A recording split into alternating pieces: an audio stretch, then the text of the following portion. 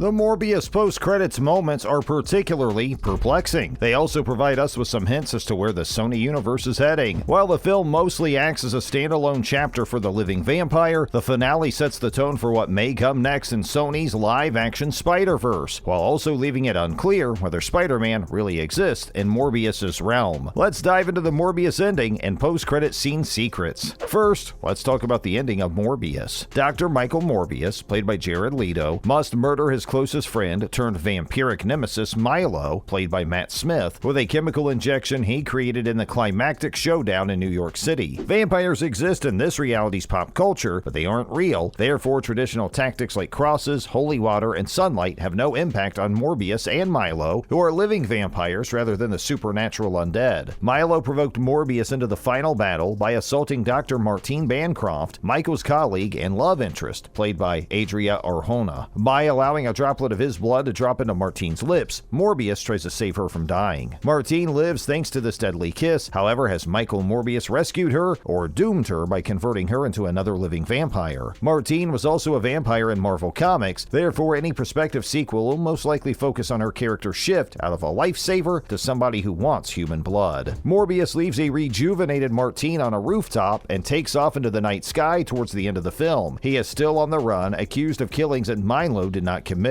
The screen transitions to the purple logo of the film as Morbius flies at the camera. But there's still more to the story. Morbius had some pretty important post-credit scenes. Here they are, explained. Morbius includes two mid-credit sequences, the first of which connects directly to Spider-Man No Way Home's finale. But before we go any further, it's worth noting that Sony owns the cinematic rights to Spider-Man and his supporting cast, but that Spidey was only ever a part of the MCU owing to a series of intricate co-production partnerships involving Sony Pictures and Disney's Marvel Studios. Viewers were reminded of this when it appeared like Tom Holland's Spider-Man may be departing the Marvel Cinematic Universe a few years ago. The mid-credit scenes in Morbius clearly hint at what Sony is doing for its own live-action Marvel world. A brilliant cosmic fissure appears in the dark sky over Manhattan in the opening mid-credit sequence. It resembles the one shown at the end of Spider-Man No Way Home, where Doctor Strange returned the three Spider-Mans and the villains, along with Eddie Brock and Venom, to their home realities. It immediately shifts to some New York prison where Adrian Toomes, played by Michael Keaton, aka Vulture, appears inside a cell. Toomes reacts by checking to see whether he's still alive. Despite the perplexing cosmic aspect of what has just occurred, Toomes appears to recognize that he is in a different universe as he jokes, "I hope the cuisine at this restaurant is better." Then there's a TV story about this mystery prisoner's odd appearance and how, because there's no trace of his existence, Toomes will be freed. We get Morbius' second and last mid-credit scene after a few more credits roll. In human form, Michael Morbius is driving along the shoreline. After coming afoul of the authorities in New York, the topography and geology would imply he's gone out west. He drove over to a quiet spot and exits his vehicle. Morbius reacted to a distant mechanical sound with whirls of dirt spinning in the air. Vulture, dressed like a vulture, flies in. Vulture informs Morbius that he's trying to read up on him since landing in this dimension, a fanciful event he assumes Spider-Man was involved in. Vulture advises Morbius to join a team with other like-minded individuals in order to do some good. Morbius answers that that proposition is intriguing. And with that, the roots for a Sinister Six film have been officially planted. It's worth noting that Sony had been planning a Sinister Six film for years, with a release date set for late 2016, before dropping preparations for such an amazing Spider-Man 3 and striking a deal with Marvel to relaunch the character in the MCU. Here is every Spider-Man movie spin-off currently in production. However, if you've got a Sinister Six made up of Spider-Man villains, you'll need a Spider-Man to fight, which leads to the question, what Spider-Man will they fight? Because Tom Holland's Spider-Man stayed in his own reality, it's obvious that this isn't his Spider-Man. With that and Eddie Brock/Venom being sent to their own world at the conclusion of No Way Home, it appears like Sony is preparing for a post-MCU and maybe even post-Tom Holland Spider-Verse with this Sinister Six film setup. So what would make Michael Morbius, who has been presented as an excellent anti-hero throughout his solo film, be lured to team up with someone like Vulture, who is a convicted criminal in his previous universe? Morbius's moral compass seems to be superior to that. Some of these things I really can't tell you unless I'm going to murder you, Leto told IGN in a recent interview. But obviously, Vulture's reputation precedes him. Morbius is at a point where, to put it another way, he's examining his possibilities. Morbius takes place in which Marvel universe? As hinted by Morbius's lighthearted allusion to the symbiote anti-hero while threatening a goon, and verified by the director Daniel Espinosa in an interview interview, Morbius is situated in the same reality as the Venom films. A peek of the Daily Bugle newspaper in the film indicates that there is a Spider-Man in this dimension, but he is absent. It's doubtful to be Tobey Maguire's Venom, as he met his own variation of the villain in Spider-Man 3. That leaves either Andrew Garfield's Spider-Man, which would permit Sony to finally pick up the Amazing Spider-Man 2 threads, or a new Spider-Man. We'll find out which one it is soon, Espinosa told Cinema Blend. Daniel Espinosa, the director of Morbius, told IGN UK that his picture is based in the Sonyverse, or what he calls the Venomverse. Morbius existing within the Venomverse, the filmmaker explained, but as we know, those verses will be capable of crossing one another in the future. An event in San Francisco is mentioned by the police characters in the film, and Morbius himself mentions Venom at one point. Perhaps Venom is kind of a boogeyman in this universe. Surprisingly, Morbius does not respond to Vulture's mention of Spider-Man in any manner. Is he familiar with the wall crawler from Vulture's universe? Or has yet another Spidey already built himself in this one? None of this is evident, and Espinosa stayed silent on the subject. When we asked about the Daily Bugle Easter egg in his film that references Rhino, the filmmaker declined to discuss it. Is it the same Rhino that appeared in The Amazing Spider-Man 2, as played by Paul Giamatti, and therefore is Andrew Garfield the Venom Spidey? Why did Vulture get transmitted into the Morbius universe? In No Way Home, the characters knew Peter Parker was Spider-Man in some alternate universe. Toomes, as Venom in No Way Home's post-credit sequence, confirmed that discovery about the MCU Spider-Man, therefore he was among those impacted by Strange's spell. Toomes' Vulture costume isn't identical to the ones in Homecoming, according to Espinosa, but he was able to cobble one together. When the initial Morbius teasers were released, they featured a building painting of Spider-Man, which clearly implied, along with Michael Keaton's presence, that the film was set in the MCU. The final part of Morbius, on the other hand, has removed most of the Spider-Man illusions seen in the trailers. The Spider-Man artwork, the Oscorp skyscraper in the New York skyline, and shots of Morbius and Adrian Toomes exchanging words outside a jail have all vanished. Morbius travels to a meeting in the desert, and he meets Toomes, who has gotten his complete winged Vulture exosuit through strange means. The former MCU inhabitant isn't sure how he came up there, but he believes it might have to do with Spider-Man. Espinosa stated to IGN why these sequences and clues were deleted from the film, as well as if the mid-credit scene were added later. I believe the closing credit scene was present from the beginning. I believe that what we're doing with the movie now, after working on it for 2.5 years, is that there are a lot of things that aren't in the movie, as with any film. Those little bits can be presented as treats later. There are some surprises in store, but for the most part, certain parts are eliminated from the film and others are included. The notion of the coda, on the other hand, was present since the very first draft. What were your thoughts on Morbius's mid-credit sequences and the Sinister Six's setup? Are you disappointed that Morbius isn't a part of the MCU? And what do you think of the confirmed spin-offs coming out? Please let us know in the comments section.